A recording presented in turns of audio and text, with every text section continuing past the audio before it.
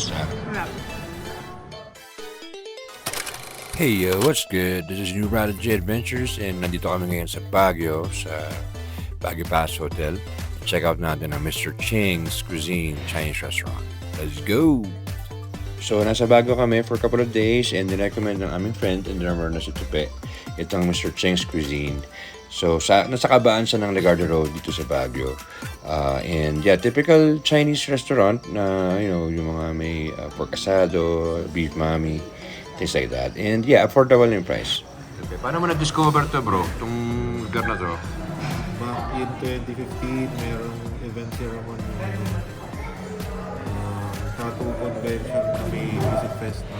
Dito kami binook ng hotel sa Baguio Palace.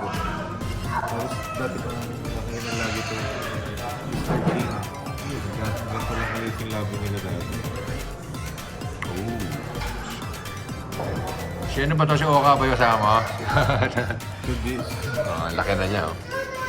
Sabihin, tinatao siya. So, nag-grow yung business. So, right off the bat, mapapansin nyo, malaki yung place para sa Gloria Maris. So, ayan, and decent, malinis, and maganda yung vibe ng place. So, order kami na, ayan, chop suey, lechong kawali. Yan, maraming serving nila. So, ito yung pinaka-special actually na nagustuhan ko sa lahat, yung fried rice nila. Nakatatlo kami niyan, naubos na. So, yan. Si Wifey, of course, favorite niya ang tokwa. So, yung tokwa nila parang may pagkamitsado yung dating. Taste this. Ang sarap. Tapos ito pa yung order siya na lumpia siya. Pero si ito pa Pwede humingi na isa. Wala. Isa lang ha, sure ka, isa lang ang kunin mo ha. Nagbigay ka ng number eh, kaya na ngayon yan. Siyempre, kung nasarapan ka. Kaya nila solid din ha. Ay, kuha na rin ako.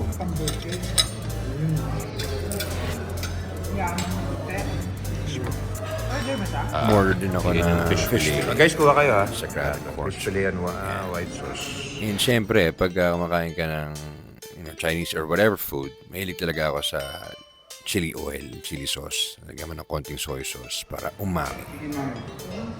And for the wifey, chicken mami sa kanya. And sa akin naman is beef mami. Kuya, may chopsticks po ba kayo? Sige, pahingin na rin dalawa. Yung chopstick po. Dalawa po. Yun, no? Mismo solid, laki ah.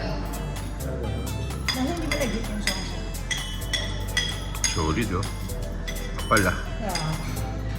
More than management, more than anything. Tendon. Style noodles.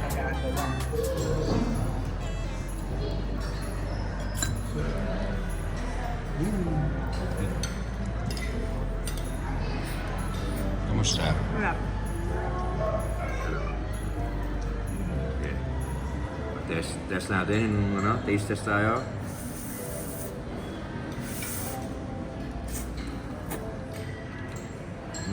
Makita nyo guys, sobrang dami yung noodles. Tapos laki pa ng mga ng mga siomay na kasama, wonton. Tapos yung beef nila, chunks talaga. Laki. Good job. May tendon po. So ayan, solved overall. Okay siya, decent place, affordable and reasonable yung price. Guys, thanks for watching. Till the next episode is New Prodigy Adventures. I'm out, yo.